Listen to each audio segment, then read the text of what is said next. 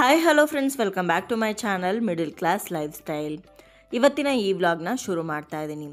ಇವತ್ತಿನ ವ್ಲಾಗಲ್ಲಿ ವರಮಹಾಲಕ್ಷ್ಮಿ ಹಬ್ಬಕ್ಕೆ ನಮ್ಮ ಮನೆ ಕ್ಲೀನಿಂಗ್ ಕೆಲಸ ಹೇಗೆ ನಡೀತಾ ಇದೆ ಅನ್ನೋದನ್ನು ನಿಮ್ಮ ಜೊತೆ ಶೇರ್ ಮಾಡ್ಕೊಳ್ತಾ ಇದ್ದೀನಿ. ಜೊತೆಗೆ ನೀವು ಕೂಡ ವರಮಹಾಲಕ್ಷ್ಮಿ ಹಬ್ಬಕ್ಕೆ ಮನೇನ ಕ್ಲೀನ್ ಮಾಡ್ತಾ ಇದ್ದೀರಾ ಅಂದರೆ ಕೆಲವೊಂದು ಟಿಪ್ಸ್ಗಳನ್ನು ಕೂಡ ಇದೇ ವಿಡಿಯೋದಲ್ಲಿ ಶೇರ್ ಮಾಡ್ತೀನಿ. ಸೊ ನಿಮ್ಮ ಕ್ಲೀನಿಂಗ್ ಕೆಲಸ ಅಲ್ಪ ಸ್ವಲ್ಪ ಈಸಿ ಆಗ್ಬೋದು ಅನ್ನೋ ಕಾರಣಕ್ಕೆ. ಸೊ ಬನ್ನಿ, ಹಾಗಿದ್ರೆ ವಿಡಿಯೋನ ಶುರು ಮಾಡೋಣ. ಇವತ್ತು ಶನಿವಾರ ದಿವಸ ನನ್ನ ಹಸ್ಬೆಂಡು ಹಾಗೆ ನನ್ನ ಮಗ ಇಬ್ಬರಿಗೂ ಕೂಡ ರಜಾ ಇತ್ತು ಇವತ್ತು. ಹಾಗಾಗಿ ಇವತ್ತು ಎಲ್ಲ ಕ್ಲೀನಿಂಗ್ ಕೆಲಸ ಮುಕ್ಕಾಲು ಭಾಗದಷ್ಟು ಮುಗಿಸ್ಕೊಂಡ್ಬಿಡೋಣ ಅಂತ ಇವತ್ತು ನೀರು ಕೂಡ ಬಿಟ್ಟಿದ್ರು. ಹಾಗಾಗಿ ಮನೆ ಹೊರಗಡೆ ಎಲ್ಲ ಮೆಟ್ಲುಗಳು ಹಾಗೆ ಗೋಡೆ ಎಲ್ಲನೂ ಕೂಡ ಕ್ಲೀನ್ ಮಾಡ್ತಾ ಇದ್ದೀವಿ. ಮನೆ ಮುಂದೆ ನಾವು ವಾಲ್ ಕ್ಲಾಡಿಂಗ್ಸ್ ಅಂತ ಹಾಕ್ಸಿರ್ತೀವಲ್ವ, ಅಂದರೆ ಟೈಲ್ಸ್ಗಳನ್ನೆಲ್ಲ ಅಲ್ಲೆಲ್ಲ ತುಂಬಾ ಹೋಗಿ ಧೂಳೆಲ್ಲ ಕೂತ್ಕೊಂಡಿರುತ್ತೆ. ನೀರು ಹಾಕೋದಕ್ಕಿಂತ ಮುಂಚೆ ಮೊದಲು ಜೇಡರ್ ಬಲೆ ಎಲ್ಲೆಲ್ಲಿ ಕಟ್ಟಿದೆಯೋ ಅದನ್ನೆಲ್ಲನೂ ನಾವು ತೆಗೆದುಬಿಟ್ವಿ. ಆನಂತರ ಪೈಪಲ್ಲಿ ನೀರು ಹಾಕ್ಕೊಂಡು ಫೋರ್ಸಾಗಿ ನೀರು ಬಿಟ್ಟರೆ ಗೋಡೆ ಮೇಲೆ ಇರೋವಂಥ ಗಲೀಜುಗಳು ಹಾಗೆ ಧೂಳು ಎಲ್ಲವೂ ಕೂಡ ಬಂದ್ಬಿಡುತ್ತೆ.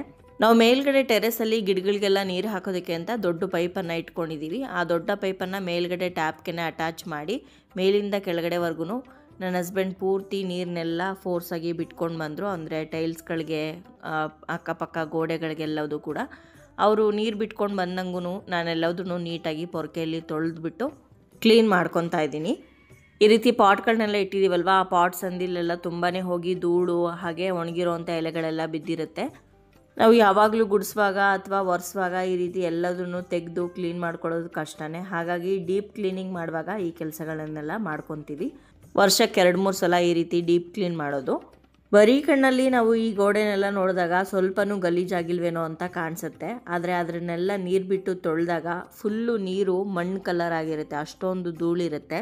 ಅದರಲ್ಲೂ ನಮ್ಮ ಮನೆ ಮುಂದೆ ಮಣ್ಣು ರೋಡ್ ಆಗಿರೋದ್ರಿಂದ ಗಾಡಿ ಹೋದಾಗ ಅದರಿಂದ ಎದ್ದೋಳೋ ಅಂಥ ಧೂಳೆಲ್ಲದು ಬಂದು ಮನೆ ಮೇಲೇ ಕೂತ್ಕೊಳ್ಳುತ್ತೆ. ಹಬ್ಬಕ್ಕಿನ್ನೂ 15 ದಿವಸ ಇದೆ ಅಂತ ಅಂದಾಗಲೇ ಈ ರೀತಿ ಡೀಪ್ ಕ್ಲೀನ್ ಎಲ್ಲ ಮುಂಚೆನೇ ಮಾಡ್ಕೊಂಡ್ಬಿಟ್ರೆ ಹಬ್ಬದ ಹಿಂದಿನ ದಿವಸ ನೀಟಾಗಿ ಒಂದು ಸಲ ಮೆಟ್ಲನ್ನೆಲ್ಲ ಒರೆಸ್ಕೊಂಡ್ರೆ ಸಾಕಾಗುತ್ತೆ. ಅವತ್ತಿನ ದಿವಸ ಹಬ್ಬದ ಗಡಿಬಿಡಿಯಲ್ಲಿ ತುಂಬಾ ಕೆಲಸ ಇರುತ್ತೆ. ಈ ಕೆಲಸನೇ ಮಾಡ್ಕೊಂಡು ಕೂತ್ಕೊಳ್ಳೋದಕ್ಕೆ ಸಮಯ ಇರೋದಿಲ್ಲ. ಇನ್ನು ಸ್ಟೇರ್ ಕೇಸ್ಗೆ ಅಥವಾ ಮೆಟ್ಲುಗಳು ಏನು ಹಾಕ್ಸಿದ್ದೀವಲ್ವ ಅಲ್ಲಿಗೆ ನಾವು ಲಪೋತ್ರಗಳನ್ನ ಹಾಕ್ಸಿದ್ದೀವಿ. ಅಂದರೆ ಲಪೋತ್ರ ಗ್ರಾನೈಟು ಅದು ಅಷ್ಟೊಂದು ಜಾರೋದಿಲ್ಲ. ಆದರೆ ಮನೆ ಮುಂದೆ ಈ ಪೋರ್ಟಿಕೋ ಏನಿದೆ ಇಲ್ಲಿ ಹಾಕ್ಸಿರೋವಂಥದ್ದು ನೈಸ್ ಗ್ರಾನೈಟು, ಮನೆ ಒಳಗಡೆ ಹಾಕ್ಸ್ತೀವಲ್ವ ಅದೇ ಥರದ್ದು. ಇದು ತುಂಬಾ ಜಾರುತ್ತೆ, ಹುಷಾರಾಗಿರಬೇಕು ಕ್ಲೀನ್ ಮಾಡುವಾಗ. ಸ್ವಲ್ಪ ಯಾಮರ್ತರೂ ಕೂಡ ನೆಂದಿರೋ ಕಡೆ ನಾವು ಲೂಸಾಗಿ ಏನಾದರೂ ಕಾಲಿಟ್ರೆ ಖಂಡಿತವಾಗ್ಲೂ ಕೈಕಾಲು ಮುರ್ಕೊಳ್ತೀವಿ.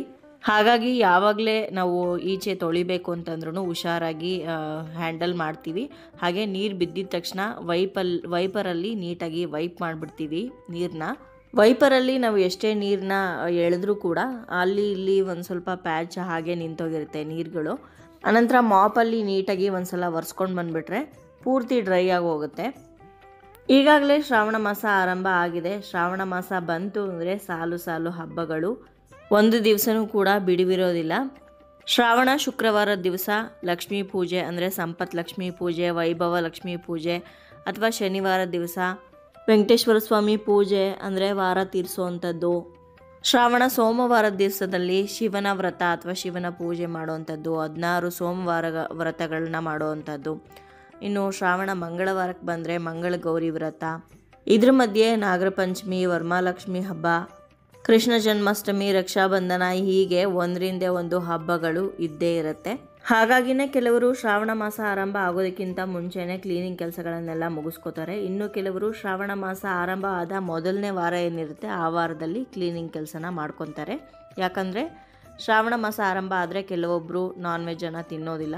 ಹಾಗಾಗಿ ಆಷಾಢ ಮಾಸದಲ್ಲಿ ನಾನ್ ವೆಜ್ ಎಲ್ಲ ತಿನ್ನೋದನ್ನು ಮುಗಿಸ್ಬಿಟ್ಟು ಶ್ರಾವಣ ಮಾಸದಲ್ಲಿ ಕ್ಲೀನಿಂಗ್ ಕೆಲಸನ ಮಾಡ್ತಾರೆ. ಆದರೆ ಇನ್ನು ಕೆಲವರು ಶ್ರಾವಣ ಮಾಸದಲ್ಲಿ ಶನಿವಾರದ ದಿವಸನೇ ದೇವ್ರಿಗೆ ನಾನ್ ವೆಜ್ಜನ್ನು ಎಡೆ ಹಾಕೋವಂಥವರು ಕೂಡ ಇರ್ತಾರೆ. ಹಾಗಾಗಿ ಅವ್ರದ್ದೇನು ತೊಂದರೆ ಇಲ್ಲ, ಅವರು ಶ್ರಾವಣ ಮಾಸದಲ್ಲೂ ಮನೇನ ಕ್ಲೀನ್ ಮಾಡ್ಕೋಬೋದು ಅಥವಾ ಆಷಾಢ ಮಾಸದಲ್ಲೂ ಕೂಡ ಕ್ಲೀನ್ ಮಾಡ್ಕೊಬೋದು. ಆದರೆ ಮೇಯ್ನಾಗಿ ಈ ಜಾಡನ್ನು ತೆಗಿತೀವಲ್ವ, ಅಂದರೆ ಜೇಡರ್ ಬಲೆಯನ್ನೆಲ್ಲ ಮನೇಲಿ ತೆಗಿತೀವಲ್ವ, ಇದನ್ನು ಶುಕ್ರವಾರ ಮಂಗಳವಾರದ ದಿವಸ ಮಾಡಬಾರ್ದು. ಬೇರೆ ಯಾವುದೇ ದಿವಸ ಮಾಡಿದ್ರೂ ಕೂಡ ನಡೆಯುತ್ತೆ. ಇನ್ನು ನಾನು ನಿನ್ನೆ ಮನೆ ಹೊರಗಡೆ ಪೂರ್ತಿ ಕ್ಲೀನ್ ಮಾಡಿಕೊಂಡೆ. ಇವತ್ತಿನ ದಿವಸ ಮನೆ ಒಳಗಡೆ ಪೂರ್ತಿ ಡಸ್ಟಿಂಗ್ ಕೆಲಸನ ಮಾಡ್ತಾಯಿದ್ದೀನಿ. ಯುಗಾದಿ ಹಬ್ಬಕ್ಕೆ ಮನೇನ ಪೂರ್ತಿಯಾಗಿ ಡೀಪ್ ಕ್ಲೀನ್ ಮಾಡಿದ್ವಿ. ಹಾಗಾಗಿ ಅಷ್ಟೊಂದು ಈ ಸಲ ಧೂಳೆಲ್ಲ ಅಷ್ಟಾಗಿ ಇಲ್ಲ. ನನಗೆ ಸ್ವಲ್ಪ ಡಸ್ಟ್ ಅಲರ್ಜಿ ಜಾಸ್ತಿನೇ ಇದೆ. ನಾನೇನಾದರೂ ಜಾಸ್ತಿ ಧೂಳೆಲ್ಲ ಕ್ಲೀನ್ ಮಾಡಿಬಿಟ್ರೆ ನನಗೆ ಇಮಿಡಿಯೇಟ್ ಥ್ರೋಟ್ ಇನ್ಫೆಕ್ಷನ್ ಆಗುತ್ತೆ, ನೆಗಡಿ, ಕೆಮ್ಮು, ಜ್ವರಗಳು ಕೂಡ ಬರುತ್ತೆ. ಹಾಗಾಗಿ ಮನೆ ಡಸ್ಟಿಂಗ್ ಮಾಡೋ ಅಂಥ ಕೆಲಸದಲ್ಲಿ ನನ್ನ ಹಸ್ಬೆಂಡ್ ಇದ್ದರೆ ಅವರು ಕೂಡ ಹೆಲ್ಪ್ ಮಾಡ್ತಾರೆ. ನನಗಾಗೋವಂಥದ್ದನ್ನು ನಾನು ಮಾಡಿದ್ರೆ ಇನ್ನು ಫ್ಯಾನುಗಳನ್ನ ಒರೆಸ್ಕೊಡೋದು ಅದೆಲ್ಲ ನನಗೆ ಎಟಕ್ಸೋದಿಲ್ವಲ್ಲ, ಆ ಕೆಲಸಗಳನ್ನು ನನ್ನ ಹಸ್ಬೆಂಡ್ ಮಾಡಿಕೊಡ್ತಾರೆ. ನೀವು ಕ್ಲೀನಿಂಗ್ ಕೆಲಸನ ಏನಾದರೂ ಇಟ್ಕೊತೀರಾ ಅಂತಂದರೆ ಆದಷ್ಟು ಬೆಳಗ್ಗೆನೇ ಇಟ್ಕೊಳ್ಳೋದು ಒಳ್ಳೆಯದು. ಬೆಳಗ್ಗೆನೇ ಎದ್ದು ತಿಂಡಿ ಕೆಲಸನೆಲ್ಲ ಮುಗಿಸಿ ಕ್ಲೀನಿಂಗ್ ಮಾಡ್ಕೊಳ್ಳೋದಕ್ಕೆ ಶುರು ಮಾಡಿದ್ರೆ ನಿಮಗೆ ಬೇಗನೆ ಕೆಲಸಗಳು ಕೂಡ ಮುಗಿಯುತ್ತೆ. ಹಾಗೆ ನೀವು ಕೂಡ ಆವಾಗ ತಾನೇ ಮಲಗಿ ರೆಸ್ಟ್ ಮಾಡಿ ಎದ್ದಿರ್ತೀರಲ್ವ, ಒಂದು ಹುಮ್ಮಸ್ಸಿರುತ್ತೆ, ಮಾಡಿ ಮುಗಿಸ್ಬಿಡ್ಬೇಕಪ್ಪ ಇವತ್ತು ಅಂತ ಕೆಲಸನ. ಹಾಗೆ ಹೊಟ್ಟೆ ಕೂಡ ಹಶ್ವಾಗ್ತಾ ಇರುತ್ತಲ್ಲ, ಹಾಗಾಗಿ ಕೆಲಸಗಳು ಕೂಡ ಬೇಗ ಮುಗಿಯುತ್ತೆ. ಅದೇ ನೀವೇನಾದರೂ ಮಧ್ಯಾಹ್ನ ಟೈಮು ಕೆಲಸ ಮಾಡೋದಕ್ಕೆ ಹಿಡಿದ್ರೆ ಒಂಥರ ಆಲಸ್ಯ ಇರುತ್ತೆ, ಕೆಲಸ ಬೇಗ ಮುಗಿಯೋದಿಲ್ಲ. ಪದೇ ಪದೇ ಹೋಗಿ ಕೂತ್ಕೊಳ್ಳೋಣ ಅಥವಾ ಮಲ್ಕೊಳ್ಳೋಣ ಅನ್ನಿಸ್ತಾ ಇರುತ್ತೆ. ಪೂರ್ತಿ ಹಾಲಲ್ಲಿ ಇವಾಗ ಜೇಡರ್ ಬಲೆ ಎಲ್ಲ ತೆಗೆದಿದ್ದ ನಂತರ ಮಾಸ್ಟರ್ ಬೆಡ್ರೂಮಲ್ಲೂ ಕೂಡ ಇವಾಗ ಜಾಡನ್ನೆಲ್ಲ ತೆಗಿತಾ ಇದ್ದೀನಿ. ಇನ್ನು ಕಿಟಕಿಗಳಿಗೆ ಹಾಗೆ ಡೋರ್ಗಳಿಗೆ ಹಾಕ್ಸಿರೋವಂಥ ಮೆಷನ್ನು ತುಂಬ ಗಲೀಜಾಗಿರೋದನ್ನು ರಿಮೂವ್ ಮಾಡಿ ನಾನು ಕ್ಲೀನ್ ಮಾಡಿಕೊಂಡೆ. ಕೆಲವೊಂದು ಮೆಷುಗಳು ಅಷ್ಟೊಂದು ಗಲೀಜಾಗಿರಲಿಲ್ಲ, ಅದನ್ನು ನಾನು ಡಸ್ಟಿಂಗ್ ಮಾಡುವಾಗಲೇ ಧೂಳು ತೆಗಿಯುವಂಥದ್ದು ಇರುತ್ತಲ್ಲ ಅದರಲ್ಲಿ, ಹಾಗೆ ಬ್ರಷ್ ಇರುತ್ತಲ್ಲ ಅದರಲ್ಲೇ ಕ್ಲೀನ್ ಮಾಡ್ಕೊಂಡ್ಬಿಟ್ಟೆ. ಇಲ್ಲಿ ಮಾಸ್ಟರ್ ಬೆಡ್ರೂಮ್ ಅಲ್ಲಿ ಇರೋವಂಥ ಮೆಷನ್ನು ಕೂಡ ನಾನು ಇದರಲ್ಲೇ ಕ್ಲೀನ್ ಮಾಡ್ತಾಯಿದ್ದೀನಿ. ಅಷ್ಟೊಂದು ಏನು ಇದರಲ್ಲಿ ಗಲೀಜಿರಲಿಲ್ಲ. ನೀವು ನೋಡ್ತಾ ಇದ್ದರೆ ಕಾಣಿಸುತ್ತೆ ನಿಮಗೆ ಕ್ಲಿಯರಾಗಿ ಹೊರಗಡೆ ಏನಿದೆ ಅನ್ನೋದನ್ನು ಕಾಣಿಸ್ತಾ ಇದೆ. ಆದರೆ ಅಡುಗೆ ಮನೆಯದು ಆ ರೀತಿ ಇರೋದಿಲ್ಲ, ಫುಲ್ಲು ಬ್ಲ್ಯಾಕ್ ಆಗಿಬಿಟ್ಟಿರುತ್ತೆ. ಅಂದರೆ ಯಾವಾಗಲೂ ನಾವು ಒಗ್ಗರಣೆ ಹಾಕ್ತಾ ಇರ್ತೀವಿ, ಅಡುಗೆ ಮಾಡ್ತಾ ಇರ್ತೀವಲ್ವ, ಅದ್ರ ಧೂಳು ಹೊಗೆ ಎಲ್ಲ ಹೋಗಿ ಅದರಲ್ಲಿ ಅಕ್ಯುಮುಲೇಟ್ ಆಗಿರುತ್ತೆ. ಹಾಗಾಗಿ ಅದನ್ನು ನಾವು ತೆಗೆದುಬಿಟ್ಟು ಕ್ಲೀನ್ ಮಾಡಿಕೊಳ್ಳೇಬೇಕು. ಇವಾಗ ಡಸ್ಟಿಂಗ್ ಕೆಲಸ ಪೂರ್ತಿಯಾಗಿ ಮುಗಿದಿದೆ. ಇವಾಗ ಬಾಗಿಲು ಹಾಗೆ ಕಿಟಕಿಗಳನ್ನು ಒರೆಸ್ಕೊತಾ ಇದ್ದೀನಿ. ಡಸ್ಟಿಂಗ್ ಮಾಡಿದ ನಂತರನೇ ನೀವು ಈ ಕೆಲಸಗಳನ್ನು ಮಾಡ್ಕೋಬೇಕು. ಯಾಕಂದರೆ ನಾವು ಜಾಡನ್ನೆಲ್ಲ ತೆಗೆದಾಗ ಅದರ ಧೂಳೆಲ್ಲ ಬಂದು ಕಿಟಕಿಗಳ ಮೇಲೆ, ಬಟ್ಟೆ ಅಂದರೆ ಸ್ಕ್ರೀನ್ಗಳ ಮೇಲೆಲ್ಲನೂ ಕೂಡ ಕೂತ್ಕೊಂಡಿರುತ್ತೆ. ನಾವು ಮುಂಚೆನೇ ಇದನ್ನೆಲ್ಲ ಒರೆಸ್ಬಿಟ್ಟು ಆಮೇಲೆ ಡಸ್ಟಿಂಗ್ ಮಾಡೋದಕ್ಕೆ ಹೋದರೆ ತುಂಬಾ ಗಲೀಜಾಗುತ್ತೆ. ಮತ್ತು ನೀವು ಕ್ಲೀನ್ ಮಾಡಿದ್ರೂ ಕೂಡ ಅದು ಪ್ರಯೋಜನಕ್ಕೆ ಬರೋದಿಲ್ಲ. ನೋಡಿ, ಇಲ್ಲಿ ಕಿಟಕಿ ಮೆಶ್ ತೋರಿಸ್ತಾ ಇದ್ದೀನಿ, ಇದು ಕೂಡ ನೀಟಾಗಿದೆ. ಹಾಗಾಗಿ ಬಟ್ಟೆಲ್ಲೇ ಒಂದು ಸಲ ನೀಟಾಗಿ ಒರೆಸ್ಕೊತಾ ಇದ್ದೀನಿ.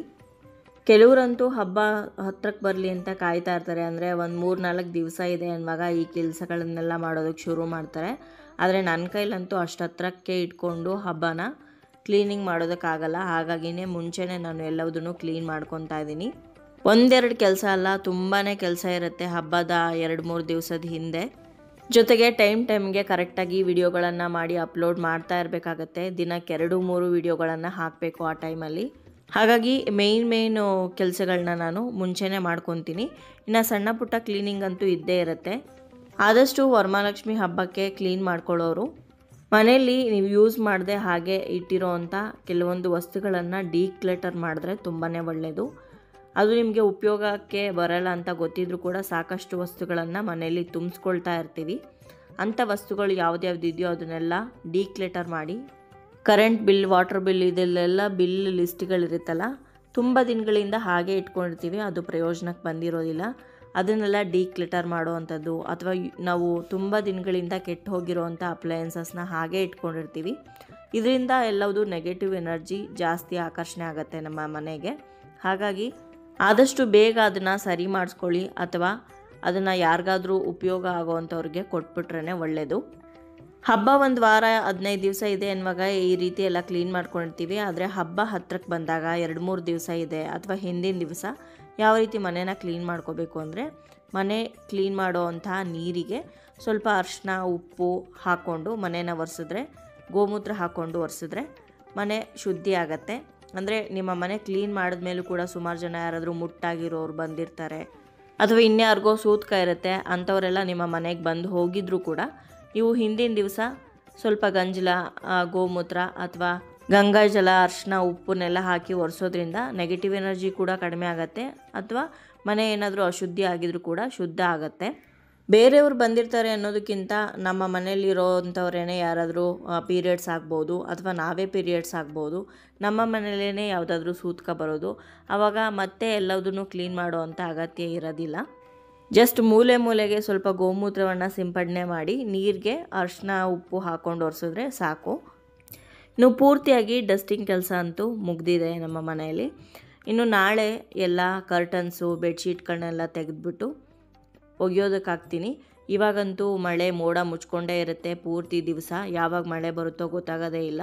ತುಂಬ ಗಲೀಜಾಗಿರೋವಂಥ ಕರ್ಟನ್ಸು ಬೆಡ್ಶೀಟ್ ಆದರೆ ಸ್ವಲ್ಪ ಮುಂಚೆನೇ ಬಿಸಿ ನೀರಿಗೆ ವಾಷಿಂಗ್ ಪೌಡರ್ ಹಾಕಿ ಸ್ವಲ್ಪ ಹೊತ್ತು ನೆನೆ ಹಾಕಿ ಆನಂತರ ವಾಷಿಂಗ್ ಮಿಷಿನ್ಗೆ ಹಾಕ್ತೀನಿ. ಏನೂ ಗಲೀಜಾಗಿಲ್ಲ, ಜಸ್ಟು ಸುಮ್ಮನೆ ವಾಶ್ ಮಾಡೋದಷ್ಟೇ ಅಂತ ಅಂದರೆ ಡೈರೆಕ್ಟಾಗಿ ಮಿಷಿನ್ಗೆ ಹಾಕೋತೀನಿ. ಇನ್ನು ದೊಡ್ಡ ದೊಡ್ಡ ಬೆಡ್ಶೀಟ್ಗಳಿರುತ್ತೆ, ಅದು ವಾಷಿಂಗ್ ಮಿಷಿನ್ಗೆ ಇಡಿಸೋದಿಲ್ಲ, ನಾವು ಕೂಡ ಕೈಯಲ್ಲಿ ಒಗೆಯೋದಕ್ಕೆ ಕಷ್ಟ ಆಗುತ್ತೆ. ಅಂಥ ಬೆಡ್ಶೀಟನ್ನು ಚೆನ್ನಾಗಿ ಬಿಸಿಲಿಗಿರೋವಾಗ ಬಿಸಿಲಿಗೆ ಒಣಗಾಕ್ಬಿಡ್ತೀನಿ. ಬಿಸಿಲಿಗೆ ಒಣಗಾಕಿದ ನಂತರ ಚೆನ್ನಾಗಿ ಒಂದು ಕೋಲಲ್ಲಿ ಬಡಿದ್ರೆ ಅದರಲ್ಲಿರೋವಂಥ ಧೂಳೆಲ್ಲ ಕೆಳಗಡೆ ಬಿದ್ದೋಗುತ್ತೆ. ನೀಟಾಗಿ ಅದನ್ನು ಮಡಿಸ್ಬಿಟ್ಟು ಎತ್ತಿಟ್ಕೋತೀನಿ. ಈ ಮಳೆಗಾಲದ ಟೈಮಲ್ಲಿ ಆ ದೊಡ್ಡ ಬೆಡ್ಶೀಟ್ಗಳನ್ನ ಏನಾದರೂ ನೀರಲ್ಲಿ ಅದ್ಬಿಟ್ರೆ ಅದು ಒಣಗೋದಕ್ಕೆ ಒಂದು ವಾರ ಬೇಕು. ಮನೆ ಒಳಗಡೆ ಅಂತೂ ಒಣಗಾಕೋದಕ್ಕಾಗಲ್ಲ, ನೀರೆಲ್ಲ ಸೋರ್ತಾ ಇರುತ್ತೆ. ಇನ್ನು ಮನೆ ಹೊರಗಡೆ ಒಣಗಾಕೋಣ ಅಂತಂದರೆ ಮಳೆ ಕಾಟ. ಈ ರೀತಿ ನಾನು ಫ್ರೀಯಾಗಿದ್ದಾಗ ನನ್ನ ಕ್ಲೀನಿಂಗ್ ಕೆಲಸಗಳನ್ನು ಮುಗಿಸ್ಕೊತೀನಿ. ನಿಮ್ಮ ಹತ್ರ ಮಾತಾಡ್ತಾ ಪೂರ್ತಿ ಡಸ್ಟಿಂಗ್ ಕೆಲಸನ ಮುಗಿಸಿದ್ದೀನಿ. ನನ್ನದೇ ವಿಡಿಯೋನ ಹಾಕ್ಕೊಂಡು ನೋಡ್ತಾ ಜೊತೆಗೆ ಟಿ ವಿನೂ ಕೂಡ ನೀಟಾಗಿ ಒರೆಸ್ಕೊಳ್ತಾ ಇದ್ದೀನಿ. ಸೊ ಇದಾಗಿತ್ತು ಇವತ್ತಿನ ವ್ಲಾಗ್. ನಿಮ್ಮೆಲ್ಲರಿಗೂ ಇಷ್ಟ ಆಗಿದೆ ಅಂತ ಭಾವಿಸ್ತೀನಿ. ಇಷ್ಟ ಆಗಿದ್ರೆ ಲೈಕ್ ಮಾಡಿ, ಬೇರೆಯವ್ರಿಗೂ ಕೂಡ ಶೇರ್ ಮಾಡಿ. ಹಾಗೆ ನಿಮ್ಮ ಅನಿಸಿಕೆ ಅಭಿಪ್ರಾಯವನ್ನು ಖಂಡಿತವಾಗ್ಲೂ ಕಮೆಂಟ್ ಮುಖಾಂತರ ಬರೆದು ತಿಳಿಸಿ. ಮತ್ತೊಂದು ಇಂಟ್ರೆಸ್ಟಿಂಗ್ ವ್ಲಾಗ್ ಜೊತೆಗೆ ನಿಮ್ಮನ್ನ ಮತ್ತೆ ಭೇಟಿ ಆಗ್ತೀನಿ. ಅಲ್ಲಿಯವರೆಗೂ ಧನ್ಯವಾದಗಳು. ಲೋಕ ಸಮಸ್ತ ಸುಖಿನೋ ಭವಂತು.